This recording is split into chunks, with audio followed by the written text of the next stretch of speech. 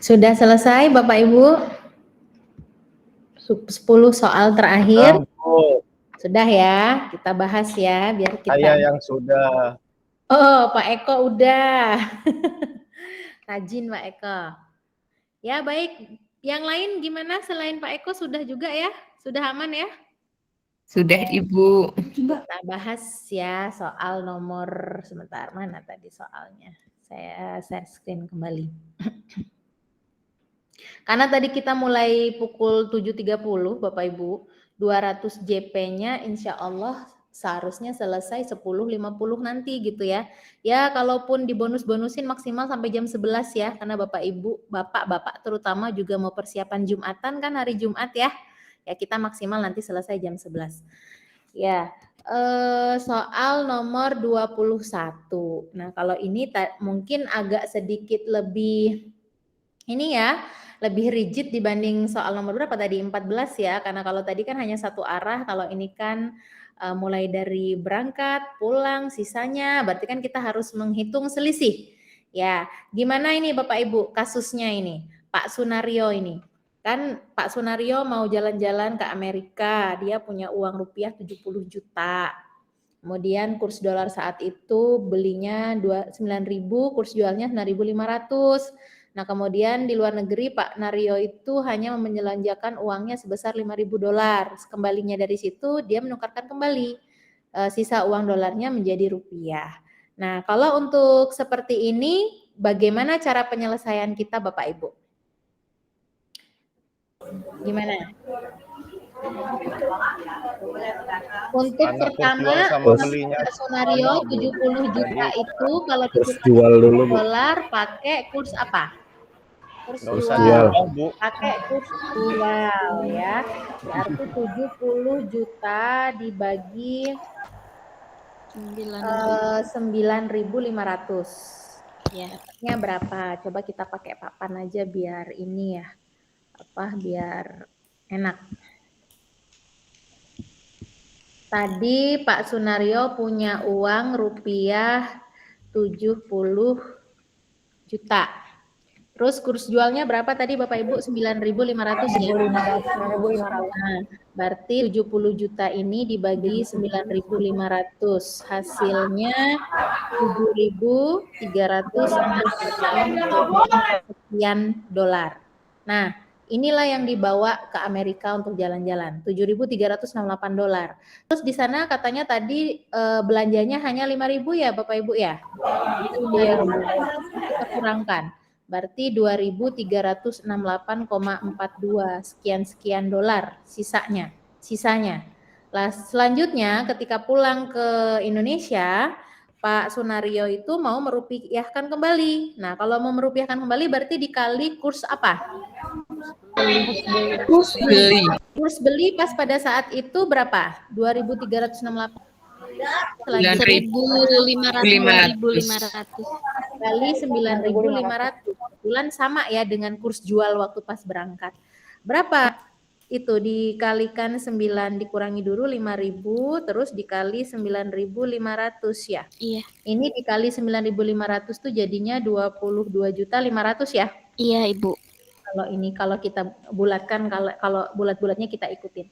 Ya, berarti untuk soal nomor 21 berarti jawabannya jelas ya yang ini.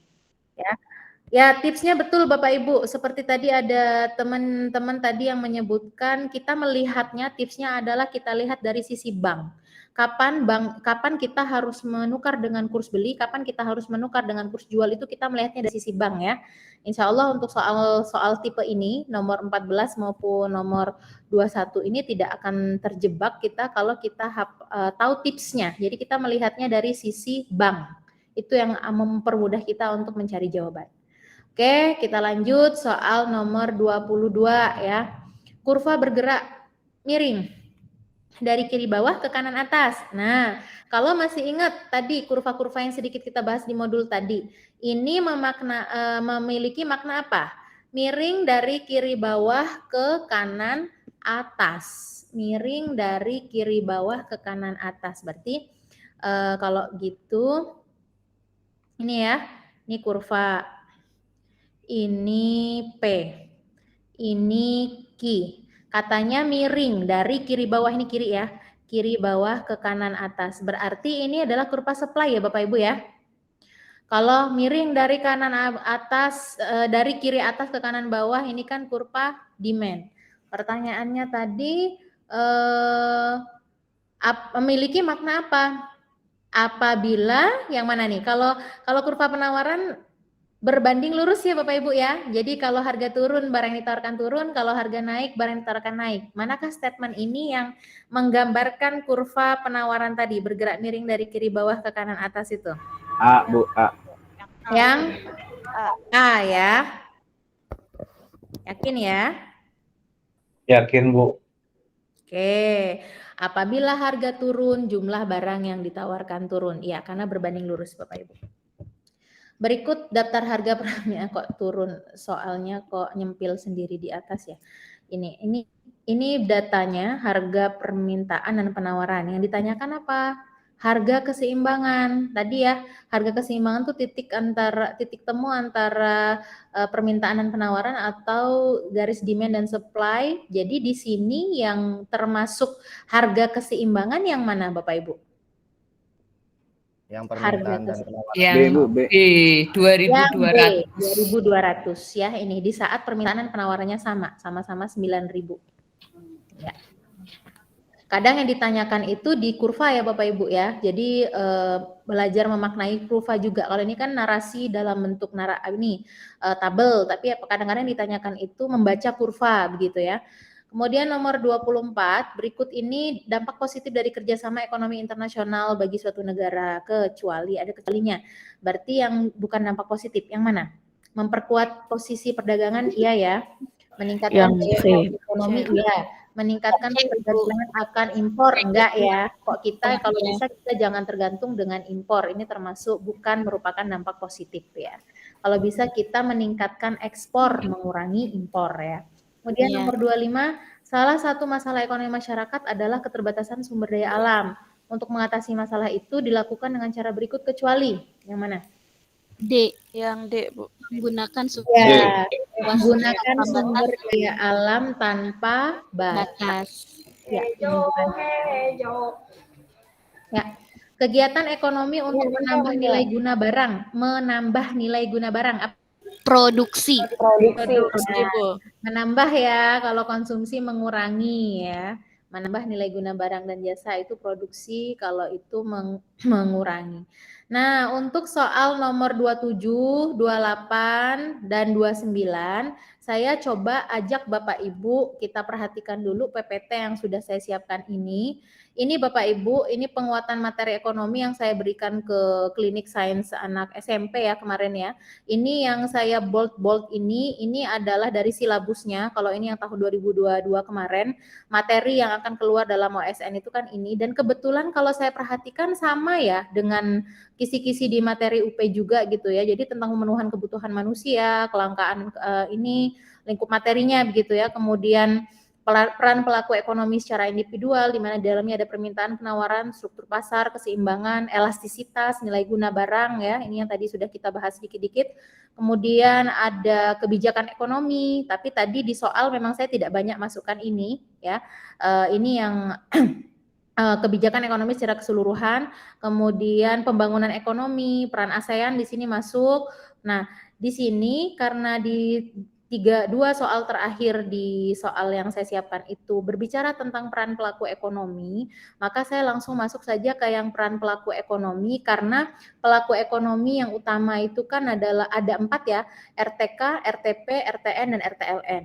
Nah, kita masuk ke yang poin pertama yang RTK.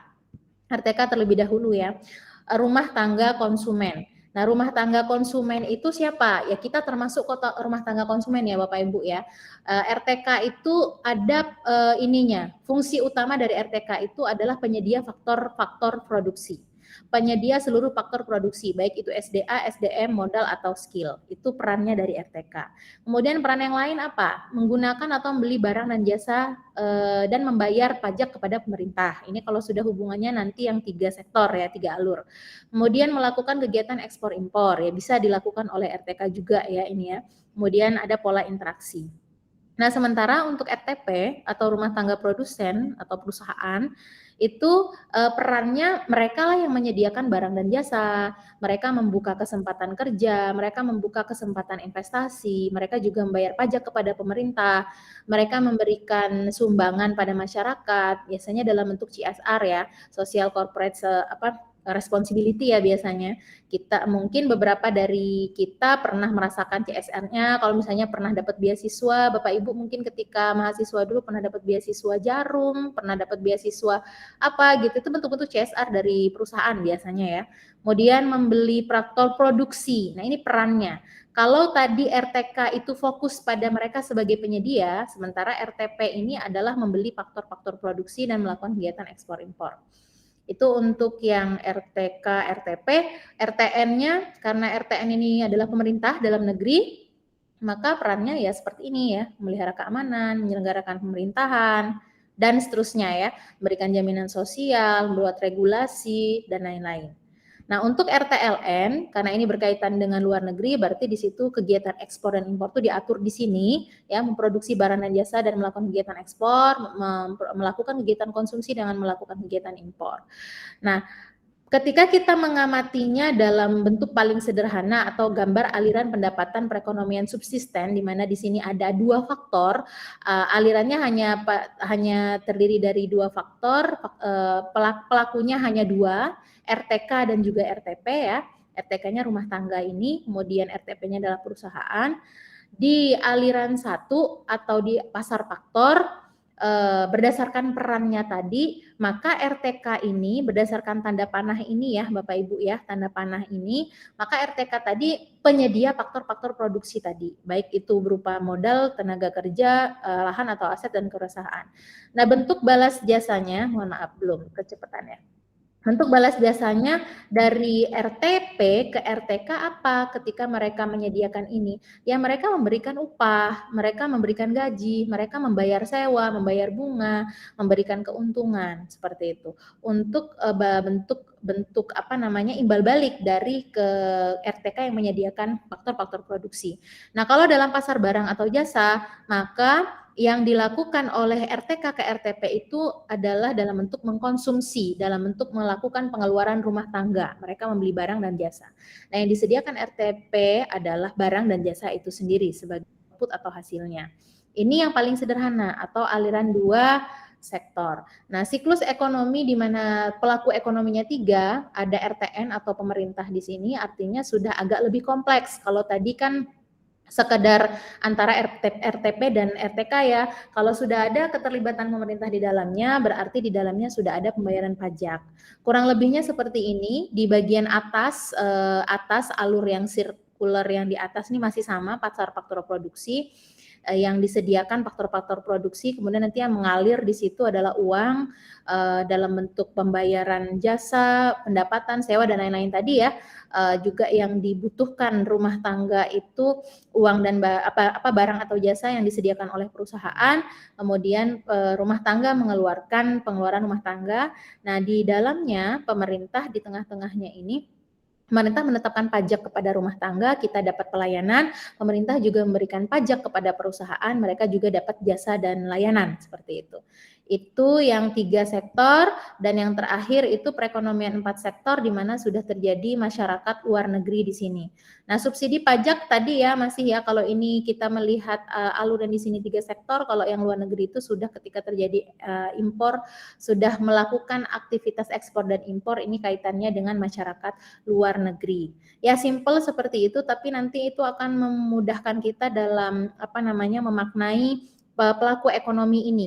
Dan Bapak Ibu kemarin kalau tidak salah pas PPL banyak ya yang pas materi ini ya kemarin ya semester genap awal ini banyak menjelaskan ini ke siswa sama maka saya kemarin ke beberapa bimbingan gitu saya harapkan bukan ini ya ketika kita membuat perangkat pembelajaran kemarin ya Bapak Ibu ya siswa-siswa kita tuh akan lebih mudah kalau kita gambarkan hal-hal seperti ini tuh dalam bagan-bagan seperti ini pasti akan lebih nyantol ya Bapak Ibu ya ke kita saya aja yang sudah cukup tua aja akan lebih mudah melihat gambar seperti ini akan lebih terarah dibanding kita hanya menjelaskan secara lisan gitu ya karena ini akan lebih membuat visualisasi mereka bisa lebih terarah seperti itu. Maka ini yang saya siapkan ketika memberikan penguatan kepada anak SMP seperti itu. Kemudian masuk ke soal. Nah, yang ditanyakan di sini kan simpel ya Bapak Ibu ya. Hubungan timbal balik antara RTK dan RTP itu yang mana? Dari statement-statement tadi. Pasti sudah jelas ya Bapak Ibu ya, yang mana? Yang C. Yang C, Bu. Yang C. Ya, yang C. RTK memasok faktor produksi, RTP memberikan balas jasa berupa faktor produksi ya dalam bentuk pendapatan, sewa, upah tadi ya. Nah, ini selanjutnya yang nomor 28 masih sama ya Bapak Ibu ya. Berdasarkan gambar di atas, penawaran terhadap faktor-faktor produksi, supply terhadap faktor-faktor produksi. Ini ya, faktor produksi supply-nya datang dari mana? Penawaran terhadap Fungsi. datang dari rumah tangga konsumsi. Konsumsi. Iya, ini faktor-faktor produksi kan penawarannya datang dari household ini, datang dari rumah tangga konsumsi. Jadi faktor-faktor produksi itu datangnya dari RTK ya, Bapak Ibu ya. Kemudian yang dibalas itu berupa pendapatan saya itu adalah bentuk dari balas jasa terhadap faktor-faktor produksi yang sudah ditawarkan oleh RTK dari RTP. Nah, kegiatan ekonomi yang dilakukan oleh rumah tangga konsumsi, ya satu sudah pasti ya Bapak Ibu ya. Satu, membeli barang dan jasa, itu juga iya, itu yang dilakukan. Membayar upah karyawan termasuk bukan? Enggak ya? Tidak, Bu. Menerima sewa dan gaji iya, menghasilkan barang dan jasa juga bukan. Berarti di sini satu. B. B, Ibu. Ya, betul. Terakhir, alat pemuas kebutuhan di atas ini ada 5, mana yang saling melengkapi atau barang komplementer? Yang mana Bapak Ibu? Sebenarnya nggak ada yang pas-pas banget ya, cuman ini yang masih mirip itu. Yang B, yang kertas. Harusnya printer Yang sama kertas B. ya, komputer. Iya, tapi di antara yang lain itu yang paling mendekati. Oke, selesai. Mungkin untuk soal latihan soal pendalaman materi untuk ekonomi ya, sementara selesai dulu, nanti yang lain Bapak Ibu bisa lagi bisa memperdalam lagi lebih lanjut secara masing-masing begitu ya dari dari modul sudah tersedia banyak resource-nya, tinggal mau atau tidak Bapak Ibu mendalami, membaca lebih banyak, berlatih lebih sering sehingga terbiasa dengan jenis-jenis soal seperti itu. Ya, sampai nomor 30 ya kita tadi ya kita uji cobakan ke Bapak Ibu semua. Adakah yang kalau salah satu sudah pasti ada ya, belum betul semua tadi nggak ada ya, salah satu tadi di sesi awal ada. Ada yang masih salah satu sampai nomor 30? Ada? Oh enggak, berarti bertambah salahnya ya. Salah 2? Oh Bu Neng, salah satu apa salah 2 Bu? Salah 2. Banyak ya Bu Siti. Salah satu, Bu. Cuma salah. yang tadi di nomor 16. Oke, Bu Siti Fatimah salah 2. Ya, bagus ini. Berarti kalau diberangkatkan Olimpiade udah dapat medali emas, Bapak. Udah kayak ini ya, insya Allah bisa ya mendampingi siswa-siswa kita ya. Salah lebih dari 4 atau 5 dari 30 soal. Salah lebih dari 4. Bu Lilis salah berapa Bu Lilis? Enggak, Bu, kepencet, Bu. Oh, kepencet. Bu Suci salah berapa Bu Suci? Jadinya salah 6, Bu, sama yang tadi. Pak Budi jadinya salah berapa Pak Budi? 8, Bu. Salah 8. Berarti betulnya 22 ya. 22 dibagi 3 70 tuh. Ya, coba upayakan Bapak Ibu bisa di atas 70 ya. Nanti sering-sering latihan lagi. Baik, Bapak Ibu, ini waktu kita masih ada insya Allah 35 menit ke depan untuk pendalaman materi. Mudah-mudahan cukup ya untuk yang ekonomi. Saya mau coba ajak Bapak Ibu memperdalam kembali sedikit di modul di bagian pedagogik ya. Jadi kalau mendengar cerita dari teman-teman yang sudah menjalani UP kemarin, karena kalau saya kan tidak pernah lihat soalnya ya Bapak Ibu ya, pun tidak punya bayangan kisi-kisinya seperti apa karena pun belum pernah terlibat dalam menyusun, tapi ada salah satu dari Bapak Ibu guru pamong kita maupun salah satu instruktur yang menjadi tim pembuat UP ada ya. Kalau yang guru saya tahu itu Pak tapi kayaknya nggak ngajar di kelas B ini, Pak Sulino. Kalau yang bapak-bapak dulu itu pernah itu Pak Pardi begitu ya. Kalau yang di dosen IPS. Kalau yang kami masih muda belum. Nah, tapi yang banyak terkecoh dari pengalaman-pengalaman yang ada itu justru di soal pedagogik. Kenapa? Karena pedagogik itu jawabannya mirip-mirip ya Bapak Ibu ya. Kalau soal profesional kan sudah pasti. Ketika kita benar-benar paham konsepnya pasti jawaban itu sudah benar-benar tertuju pada jawaban benar gitu. Tapi kalau soal pedagogik seolah-olah semua pilihan jawaban itu benar Bapak Ibu ya. Jadi jangan sampai terkecoh. Coba kita lihat ya, silakan Mbak Budi. Kita lihat dulu di saya tadi coba buka yang pedagogik yang modul ini. Modul 2 ya. Pedagogik yang modul 2. Nah, di modul 2 ini yang perlu mungkin Bapak Ibu benar-benar bisa pelajari banget itu di bagian kompetensi-kompetensi. Jadi banyak katanya soal-soal yang nanti ada uraian atau ada statement, ini termasuk kompetensi guru yang apa? Kompetensi profesional, apa kompetensi pedagogik, apa kompetensi sosial, atau kompetensi ya 4 itu, di antara 4 itu. Ya kalau kita lihat dari isi dari modul 2 ini cukup ini ya, di sini di kegiatan belajar satunya ada karakteristik pembelajaran abad 21, kemudian juga integrasi TPA-CK dalam pembelajaran, model-model belajar abad 21 ada di situ, profil guru efektif 21 juga ada di situ, kompetensi guru abad 21 juga ada di situ, gitu ya. Kemudian tugas pokok dan fungsi juga ada di situ. Nah, saya tertarik untuk coba untuk lihat lebih jauh di sini, terutama di bagian kegiatan belajar 2 ya.